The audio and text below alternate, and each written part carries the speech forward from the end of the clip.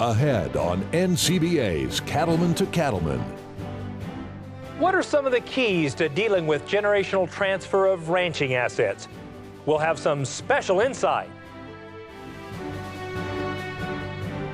And now, a special edition of NCBA's Cattlemen to Cattlemen with host Kevin Oxner. Hello and welcome to a special edition of NCBA's Cattlemen to Cattlemen. I'm Kevin Oxner. Thanks for joining us. As we visit with ranching families around the country, one common theme we hear is the desire to leave a legacy and to pass the ranch on to another generation. But these days, with land values and cattle values where they are, and with estate taxes and many other issues to consider, the generational transfer of ranching assets is often a challenge. And it's a challenge many families tend to put off until they're forced to deal with it. So today, we're going to share some insights on this issue, and in particular, we'll bring you the story of the R.A. Brown Ranch in Texas and hear from the Brown family about how they dealt with the issue of generational transfer. First, let's begin with some comments from producers about some of their concerns and the issues they see in passing the ranch on to the next generation. Generational transfer is not easy. It's not. And so what concerns me the most is that it gets hard and it gets emotional and it gets really tough really quick, and then you stop. And that's what concerns me, is that you got to keep going through it.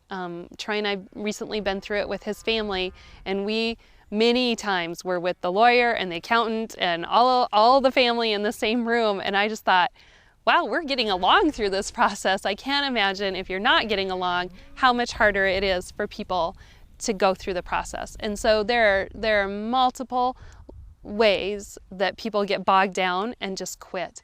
And that to me is the scariest part. You can't quit. You have to muddle through it, and it's hard and it's emotional and it's brutal, but you got to keep working through it, because if we don't get things in place for the next generation to be able to smoothly run when you're no longer here, we're going to lose a lot of opportunities in agriculture. Having just gone through that process, I think one of the hardest things that we were dealing with as we went through was all the uncertainty that comes out of Washington, D.C. You're trying to make plans based on what the tax laws are, based on what the regulations are. And those regulations and tax codes are such a moving target that it made it really difficult to make those plans. Obviously, this is a put together place. We've bought it, and we bought this with money that we've already paid taxes on. So, and it will be left to my son. So I have very strong feelings about the death tax. We think that we've already paid taxes on that money that we bought this place with. And so we should be able to transfer that ownership to him without a death tax. And we feel very strongly about that. These places should not be chopped up. All the management that's gone into them, all the care that's gone into them should not be fragmented. And fragmentation is a very big problem in Texas. We have 1,000 new people a day moving to the state. And obviously we could sell this place and be pretty well off and not have to worry about a lot of things, but that's not our desire, and we would like to leave it to our son, and we should be able to do that without being penalized.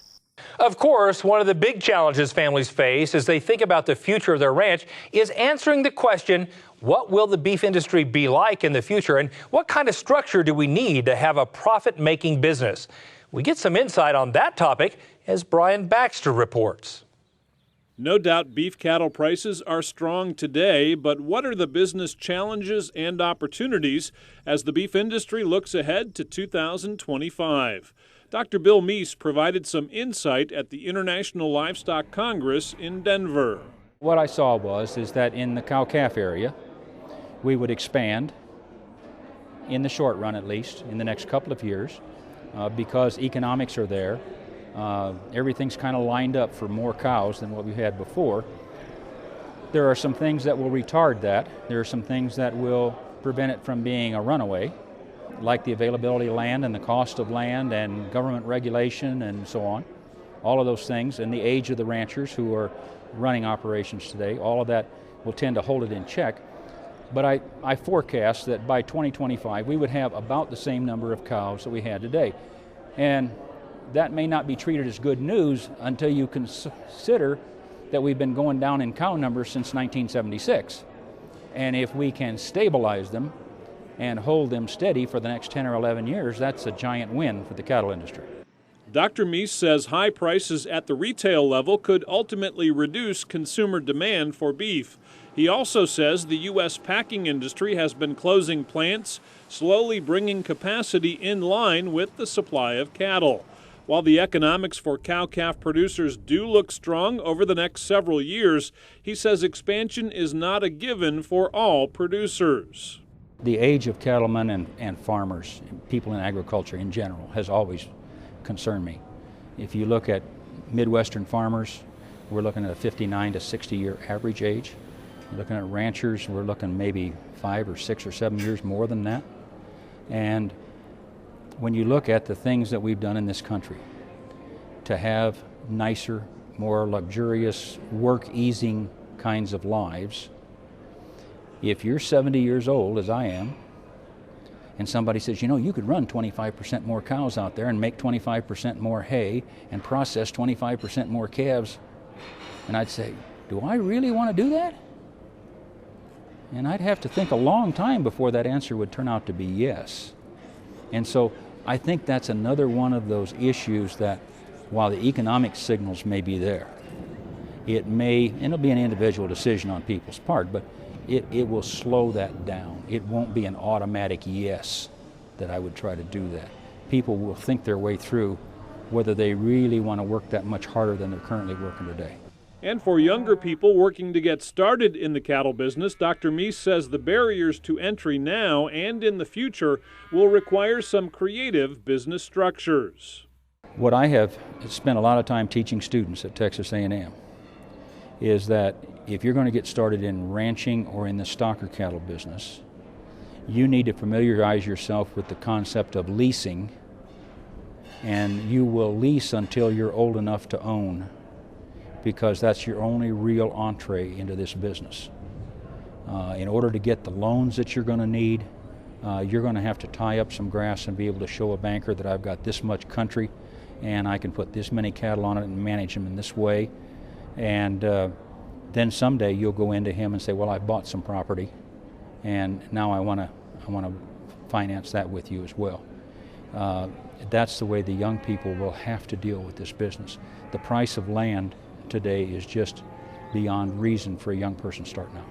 Dr. Meese also believes that while the U.S. will remain a strong beef exporter in the years ahead, producers will also be competing with a rising tide of beef imports into the U.S. market leading up to 2025. I'm Brian Baxter reporting for NCBA's Cattlemen to Cattlemen. Still ahead on this special edition of NCBA's Cattlemen to Cattlemen. We just feel like the death tax is a very unfair tax. I've worked all my lifetime to buy my sister out and grow this ranch, and to give it up for taxes is not what's been my plan, and that's why we made the decision to divide it to the 4 children at this time.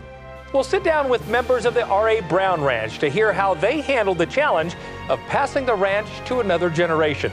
Stay with us. We'll be right back. You're watching NCBA's Cattlemen to Cattlemen on RFD TV. We stand for what we believe in. We believe in you. It's more than a job.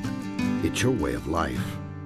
Who you are, where you live, and what you do. The way you treat your cattle, your family, your employees, and your neighbors. The water you drink, the air you breathe, and the ground you walk on. What you do every day gives families something to gather around every night. It's about doing what's right for your cattle, your land, your community, and your business. It's your livelihood, and it means as much to us as it does to you. We all believe in responsible beef. Let's stand together at responsiblebeef.com. Hi there, I'm Joey. And I'm Rory, and welcome to our farm outside Nashville, Tennessee. When we go to work, whether it's on tour or here at home, we wear the West. That's right, where it's that perfect snap shirt or that perfect pair of boots. When you wear Roper, you wear the West. Learn more about us, Joey and Rory, and about Roper Western Wear at eroper.com. Telling the truth and being real and feeding my family a home-cooked meal. That's important to me. That's important to me.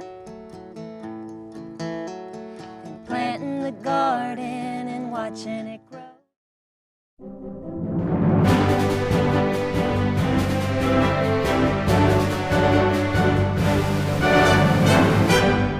Welcome back. Many ranching families are dealing with the issue of generational transfer. When to do it, how to do it, and how to keep peace in the family while you do it. We're here today in Throckmorton, Texas at the R.A. Brown Ranch, visiting with the Brown family about their decision to transfer the ranch. And with me now is Rob Brown. Rob, thanks so much for agreeing to come on our show. Well, it's proud to have you here. We wanted to start, just give people a bit of a perspective about the history of this ranch. 5 generations, is that right?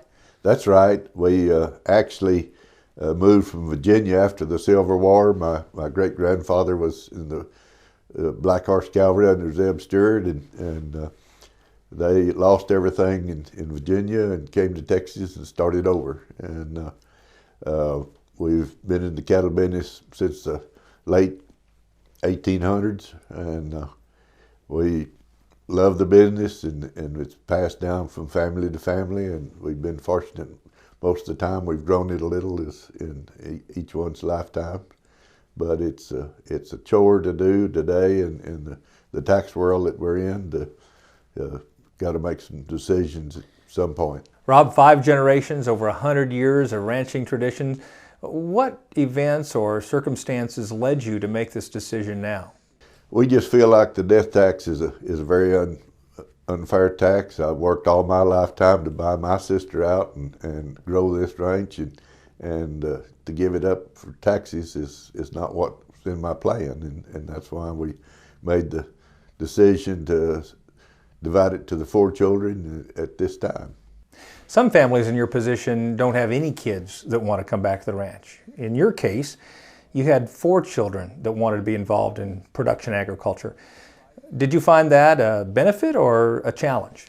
Yes, actually, they've grown some ranches of their own, and they've bought some land and know how to ranch, and are very capable, and not everybody's, I'm sure, got that circumstance. Not all of them like the seed stock end of it. Most of them like commercial cows and stocker, and of course we built this ranch around the seed stock end of it.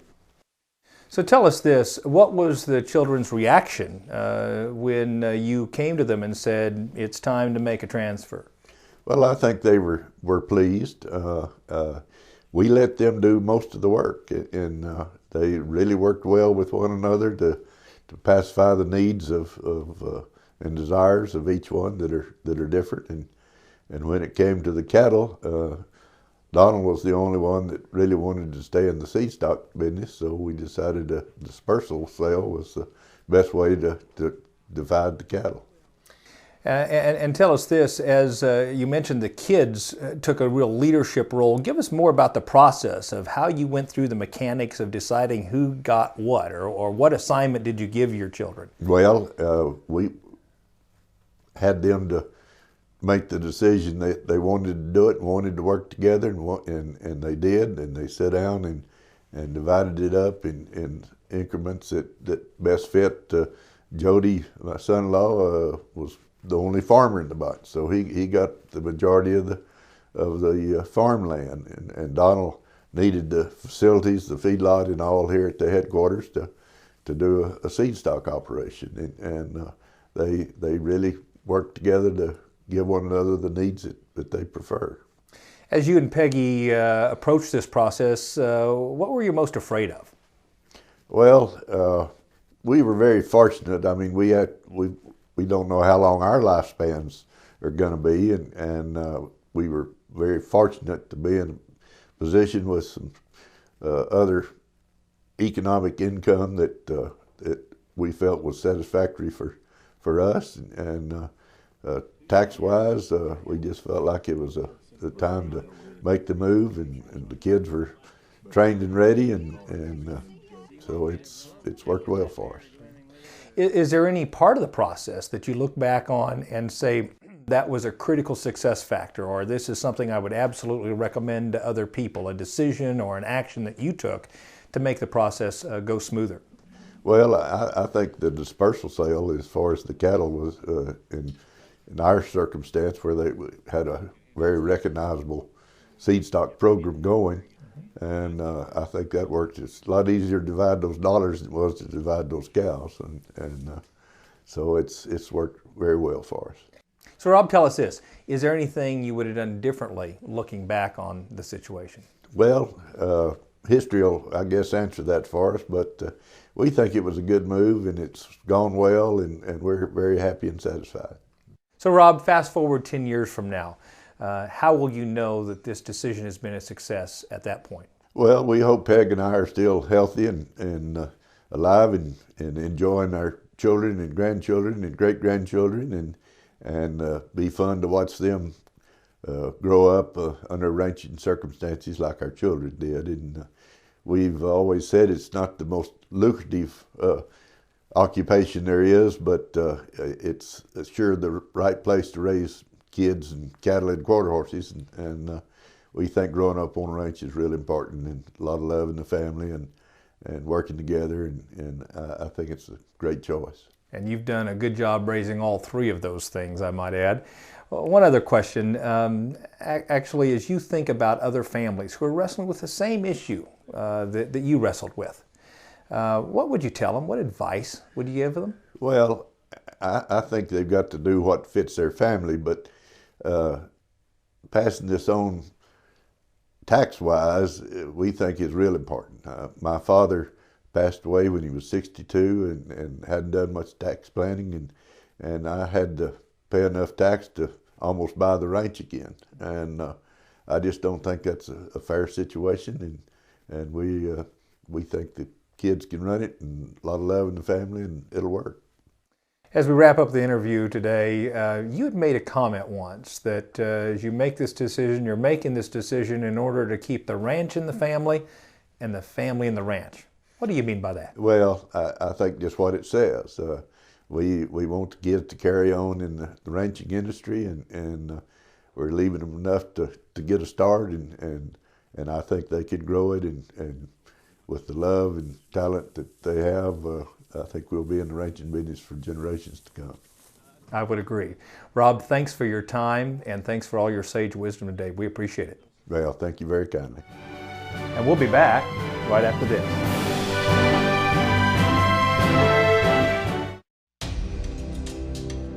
Overcoming adversity is part of the job, and loyalty isn't a word you just use, especially when everything is on the line. You've had good times and stood strong in leaner years. We've always been right there with you. Introducing the John Deere Livestock Loyalty Program. Special savings is our way of saying thanks for investing in John Deere. This is yours, and so is what grows there. Not theirs or theirs, yours. You need this to fight this and this to grow more this. Because the more of this you feed them, the less this you spend on that, which leaves more of this here. Don't let them take this from you. Chaparral takes care of weeds and brush, and that's that.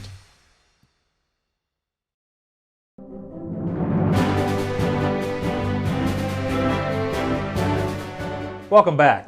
We're continuing our segment on generational transfer here at the R.A. Brown Ranch. And with me now is Donald Brown. Donald, thanks for spending a few minutes with us today. Absolutely, thank you. Well, the first question I have for you is, what was your immediate reaction after working all your life alongside all your brothers and sisters and family when Mom and Dad came and said, hey, it's time to split up the ranch?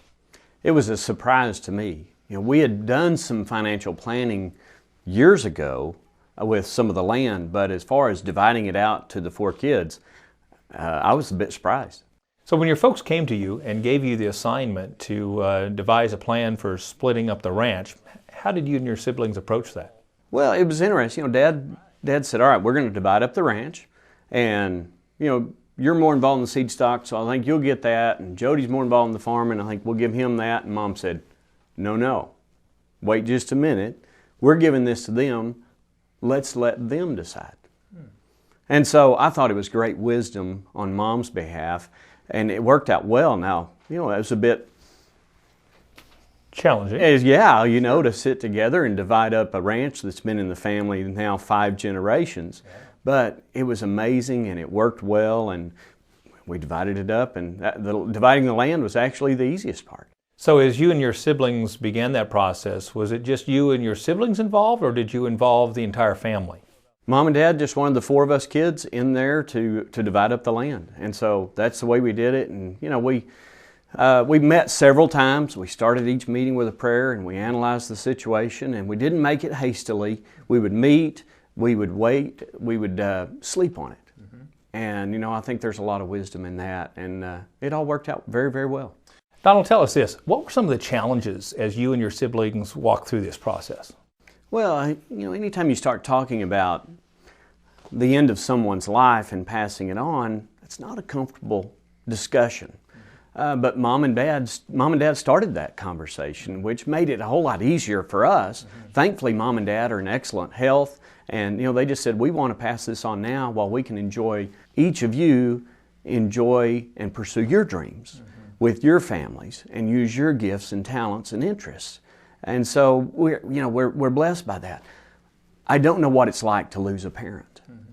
I can't imagine going through this process of dividing up the family business along with the emotional drain of a loss of a loved one.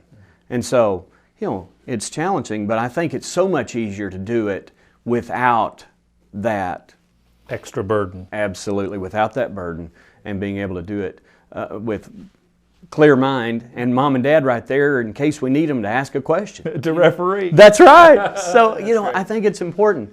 One of the things that, Mom has always instilled in us in love, and that was very important as we went through this process. I can still remember as a child 2 things. One, Mom teaching us about 1 Corinthians chapter 13. And that ends with, these 3 things remain. But the greatest of these, faith, hope, and love. But you're right, the greatest of these is love. Absolutely. And the other thing I was remembering just this morning as I pulled out of the ranch entrance and onto the highway is I remember all 4 of us kids in the vehicle on Sunday mornings headed to town. And every time when we would turn by the ranch sign, Dad would look around and he'd say, I sure love my family. And those words just echo in my mind. And so they taught that to us from an early age. And I think that helped us in this process of dividing it up and keeping peace in the family, because that was higher priority than who gets this or who gets that. I think my brother Rob A. had some really good wisdom. He said, if any of us get exactly what we want, it's probably not fair. Donald, looking back on the process, is there anything you'd do differently? Looking back, I can't think of anything I would do differently. For us, it just worked out great. We weren't rushed. Mom and Dad kind of gave us their plans that they were ready to start doing the process, but it wasn't a rushed situation. We were able to meet, even though not all of us live right here on the ranch. We would meet once a month and discuss how we're going to divide this thing up, what we'll do with the land, what to do with the cattle, what to do with the minerals, all of those different things, and it worked out very well. I don't think I'd change a thing. Well, Donald, this is the Cattlemen to Cattlemen show, so I'd like to ask you a little bit about dividing the cattle. We discussed how you approached the land division, but dividing a set of registered seed stock that you've spent generations building is an emotional decision. Tell us about that. We did the land first, and that was easy. The cattle, I've been back here on the ranch for 20-something years, working side by side with Dad on the seed stock side. And that's my passion. That's Kelly and I's passion, is seed stock. My older siblings, my 2 sisters and my brother, they love commercial cattle, they love stocker cattle, and they're good at it. That's their passion. That's what they want to do. Seed stock's not really their interest. And so as we looked at doing the cattle, what are we going to do? We could divide them up 4 ways. But it's going to be hard with 4 different breeds and not equal numbers of breeds and different values of the cattle. How do we divide them up? Since my siblings were more interested in commercial cattle, we talked about it and decided, one, Mom and Dad have poured their whole life into the seed stock program. We've been raising seed stock cattle since the 1890s. Why don't we let their life legacy live on through these cows as registered seed stock to the industry and be a blessing to the industry? And with that, help the cattle bring great value for what their seed stock value would be worth. And then if some of the family wants to buy a few out of the sale, that's fine. And we were very transparent by that. And then, so our hope was the cattle would live on, the industry live on with those cattle, Mom and Dad's legacy live on through the cattle, and that our siblings would probably have more money in their pockets to buy commercial cattle to stock their part of the ranch. And it worked out very well. Tell us about some of the changes and some of the challenges from transitioning from a large multi-family operation to individual operators of your own ranch. There are a lot of things that I hadn't done here on the ranch. My sister Betsy had always done the accounting. And so now Kelly and I are like, oh my goodness, there's a lot we have to learn. and so that was one of the challenging things in that transition is, you know, we're downsizing, we don't have as many cattle, we don't have as, and yet here Kelly and I, we're still going to sell 600 bulls each October. And we're doing that with the help of our cooperator team and because Mom and Dad gave us enough lead time to do some planning where we could buy some commercial cows, put embryos from our best donor cows, and rebuild the cow herd. Sure. And so it's worked out very well. So what are your plans for the future? Well, Kelly and I, we want to continue to be right here on the ranch in the house where we all grew up at our headquarters, keep having bull sales every fall. And well, I think as someone coined years ago, we want to keep raising cows, kids, and quarter horses. Now looking forward 10 years from now, how will you gauge the success of the decisions you've made? 10 years from now, success to me will be defined if all our families are still doing what we love to do and we still have peace in the family and we are a family. That to me is success. Thank you, Donald, for all your candor and your insight. I appreciate it. Thank you. And we'll be back right after this.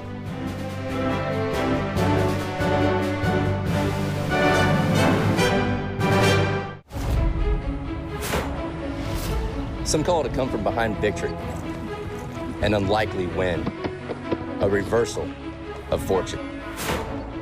The feeling of snatching victory from the jaws of defeat. This is our moment, our victory dance, because we choose confidence. We choose Zuprevo for BRD treatment. Are you going to do this every time we treat a calf with Zuprevo? Absolutely. Well, all right then. Don't let BRD interfere with his performance. Treat him with Zuprevo and get him back to his home pen. Zuprevo is a fast-acting, long-lasting BRD treatment that you can count on to get the job done. Ask your veterinarian to prescribe Zuprevo. Choose confidence. Choose Zuprevo for Merck Animal Health.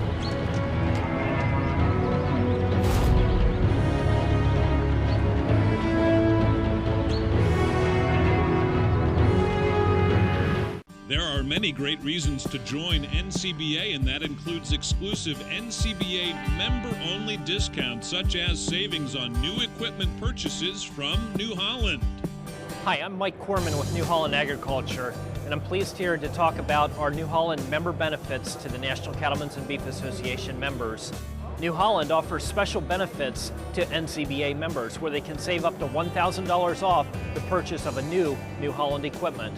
Members can save off the purchase of New Holland hay and forage and mid-range tractors, as well as other products. We have New Holland dealers located throughout the United States. Stop into your New Holland dealer and learn more. New Holland and NCBA, smart partners for agriculture. Savings on equipment purchases from New Holland is just one of the fantastic deals you get as an NCBA member. Don't miss out. Join NCBA today at beefusa.org.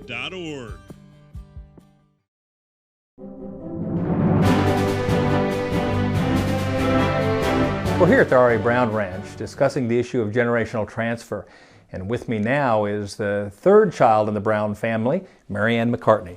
Marianne, what was your initial reaction when your folks came to you and said, it's time to split up the ranch?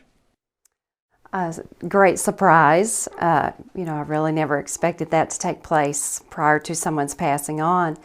I realized that it, through some great planning and preparation, maybe even more than my parents, but the example that they had generations before them, there's just been beautiful generosity and giving in order to keep the operation in the family over many, many years. So I'm humbled, I'm excited. Our family's looking forward to seeing what we can do and keeping things intact. I know my father learned from his own experience when his father passed away and the death tax and so forth, and it taught them a great deal, and they're able to learn from that and now share in this beautiful way, this great opportunity with us kids.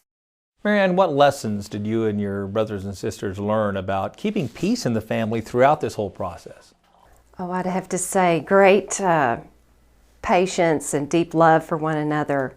I do feel it was advantageous that we started early in the process as far as when our goal was to meet the completion of the process, that it took a great number of meetings, and the meetings always seemed to take more time than we expected, going over the details of sorting things out and deciding what was fair and so forth. So giving it plenty of time, not being in a rush to get through the process, and just having deep admiration for one another and a lot of prayer over the process helped things go smoothly.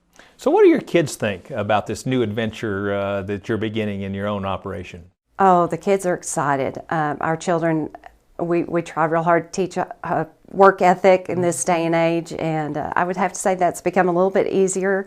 Now they feel some ownership when it's time to fix fence or gather and work cattle. They feel that, this benefits them, and, someday this piece of ground may be part of theirs, so you don't have to twist their arm as hard. And it's beautiful to work together as family, and I still feel I've grown up with that, and I feel it's still very much the same, and I hope that we can do the same for our children someday. We're blessed to have this opportunity. And that's one last question. So what are your hopes for the future in your own operation?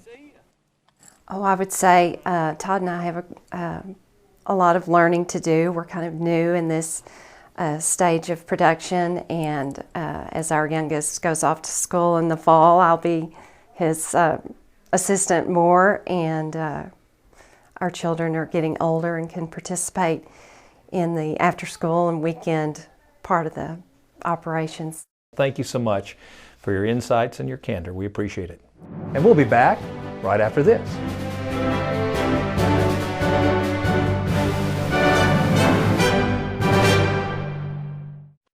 New Holland is the undisputed leader in hay tools. We give farmers a wide range of innovative equipment that increases efficiency and productivity all year round. Because to us, smart means providing a smooth, clean cut with faster dry down, plug-free conditioning, and superior bale density. And smart means leaving less hay on the field to feed more livestock in less time. That's New Holland Smart. Visit your local New Holland dealer today. Say this is a calf that's been run through the chute a few too many times. Going through the chute stresses cattle, causing them not to eat like they should. Luckily, Pyramid 5 plus Presponse SQ provides proven protection against key respiratory diseases in a single shot, with just one trip through the chute. Talk to your veterinarian about Pyramid 5 plus Presponse SQ, and soon your calves will relax and eat like a whole different animal.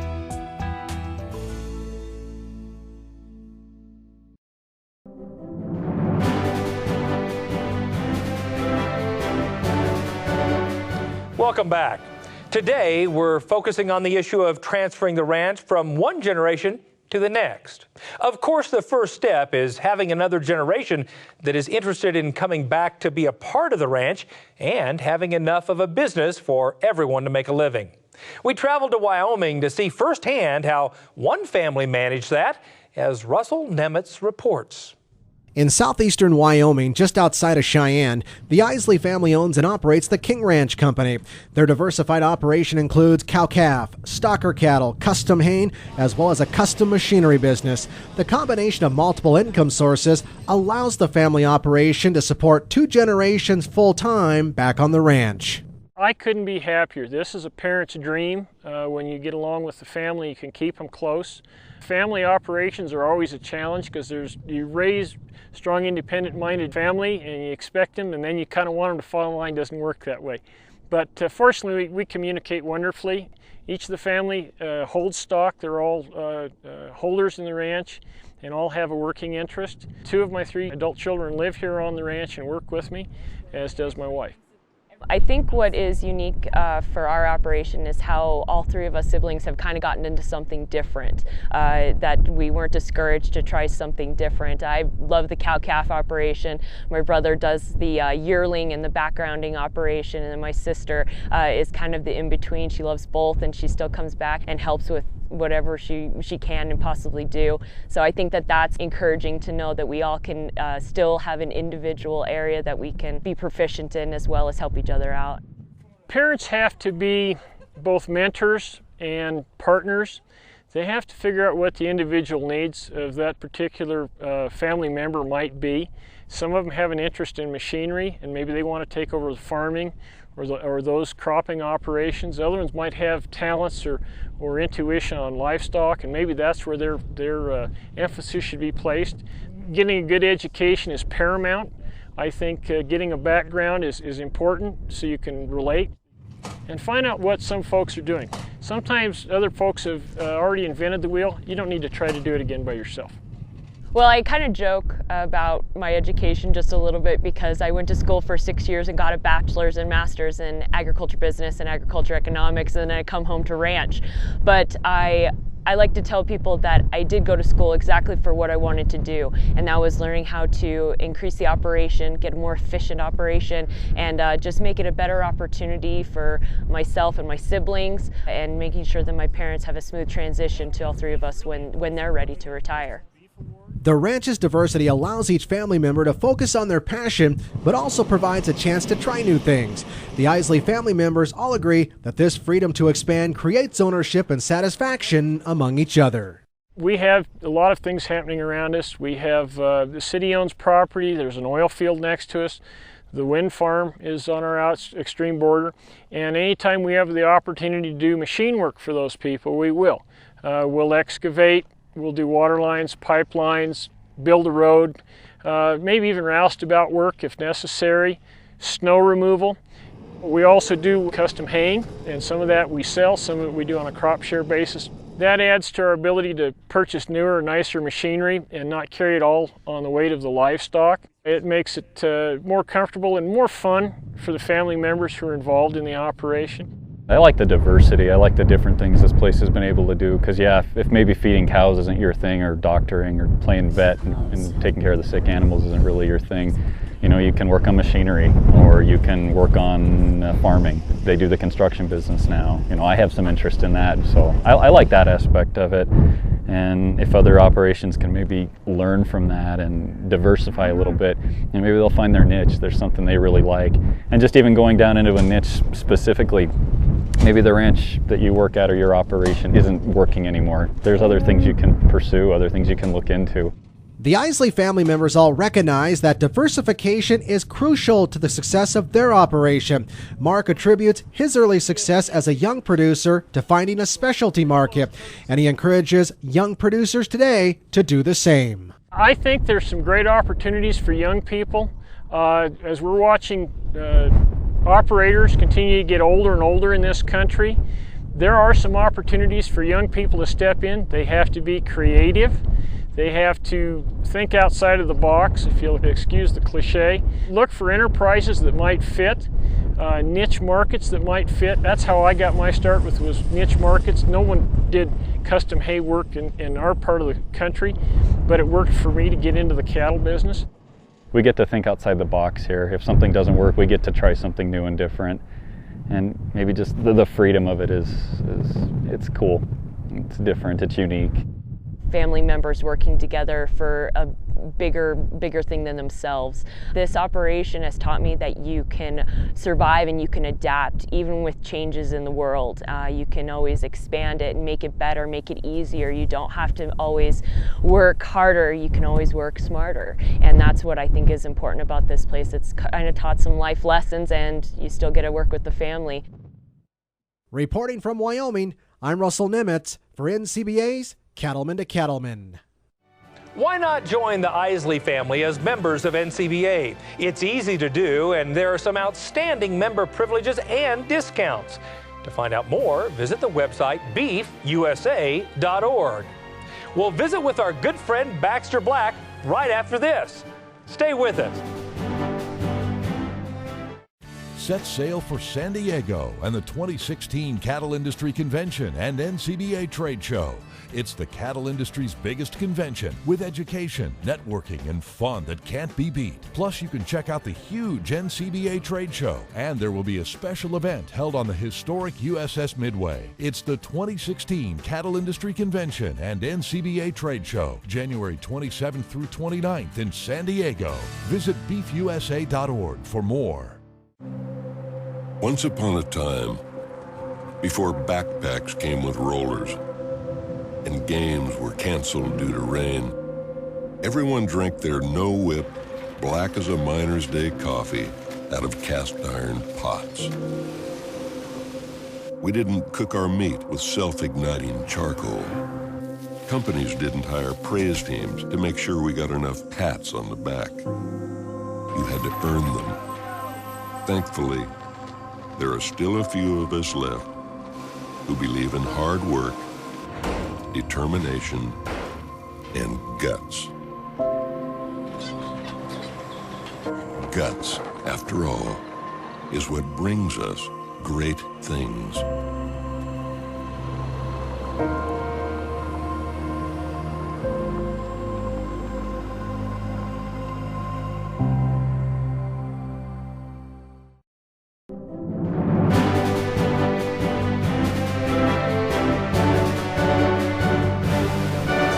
We're continuing our discussion on generational transfer here at the R.A. Brown Ranch, and with me now is the matriarch of the family, Peggy Brown.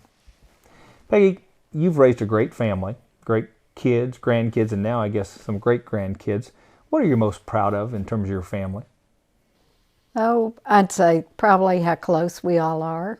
We're very blessed with a lot of love between the siblings and the grandchildren and now the little bitty ones. Peggy, I understand you had some real strong convictions in having the kids take a leadership role in deciding how to split the ranch and the assets, as opposed to you and Rob making that decision. Tell us more about that. Well, I just felt it probably should be their decision to make choices as to what would fit their operation best, and they were going to have to live with it, and I just felt like they needed to work that out. How do you handle the situation when you have 4 kids that each have an interest in production agriculture, but they have different interests? They're not all the same. How do you address that in splitting up a ranch? Well, that was the reason we had the dispersal, was because Donald and Kelly were the only ones who really preferred the seed stock business. So the others were cow, calf, and stocker and farming. So that created a problem about how to divide that successfully. And that's how we arrived at that decision. So what do you think is key to maintaining good family relationships throughout this process? We let them have their discussions. They invited us, but we chose to let them. And I assume it went well. That was my request. There not be any disagreements, any unhappiness. Not, so far as I know, there wasn't. So tell me this, as you think about the 4 families beginning their own individual operations, what's your hope for the future? Well, I don't mind being the age I am, but I'm shocked at how my children are. And so it's kind of nice that they can live their dreams now. And it's time. That's very good. Thank you so much for giving us some time. You're welcome. It's good to see you, Kevin. It's always good to see you. You're dear friends of ours. And we'll be back right after this.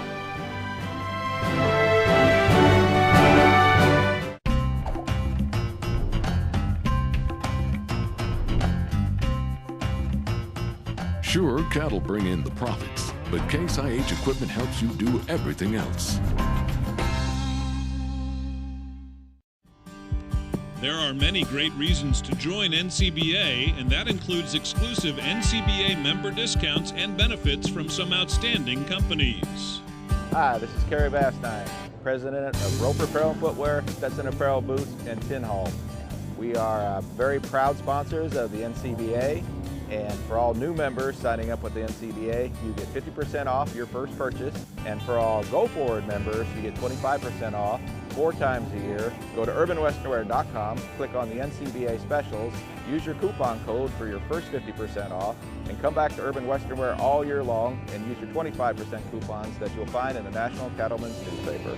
Big discounts on boots, clothing, and Western apparel is just one of the many amazing deals you get as an NCBA member. Don't miss out. Join NCBA today and enjoy these exclusive member discounts. Find out more at beefusa.org.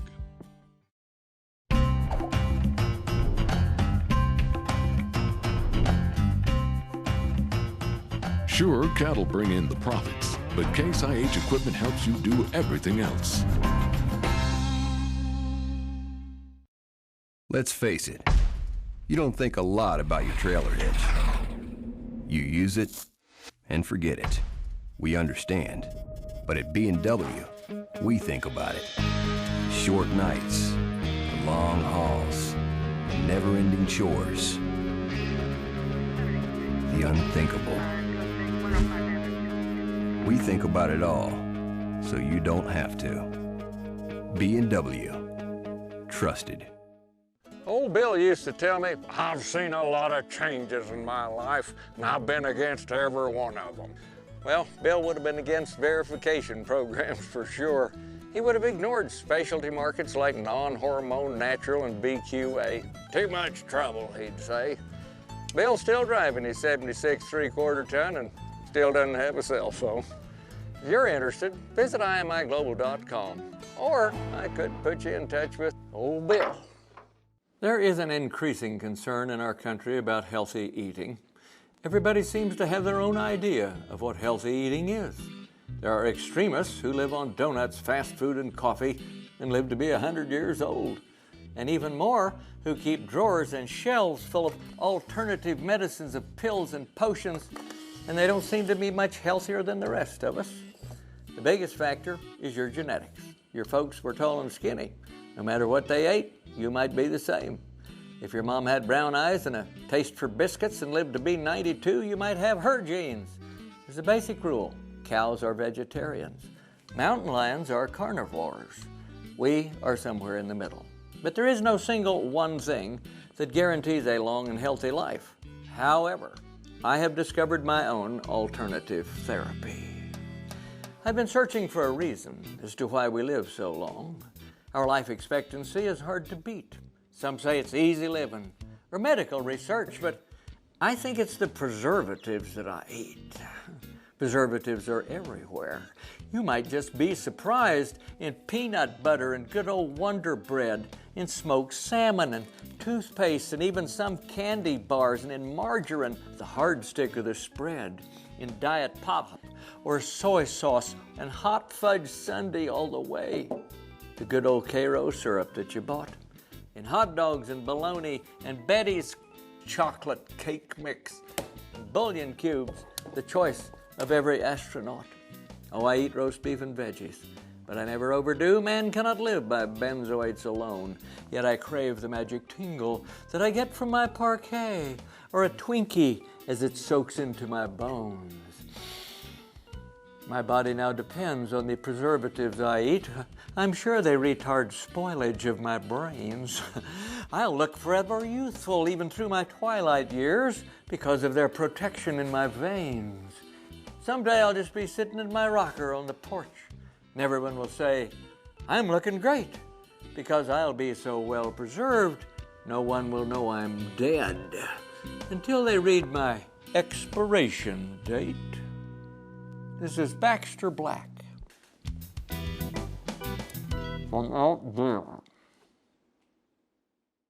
Thanks, Baxter.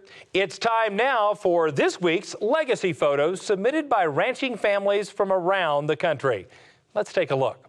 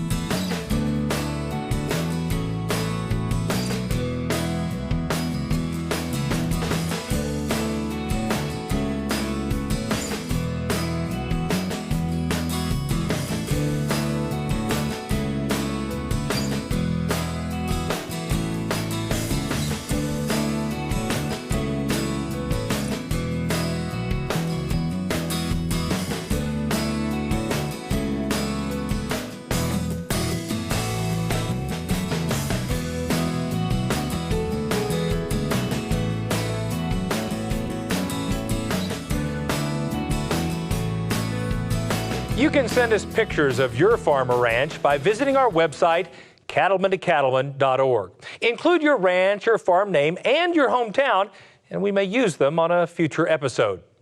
Well, that's our time for this special edition of NCBA's Cattlemen to Cattlemen. Thanks so much for watching. We'll see you right back here next week on RFD TV.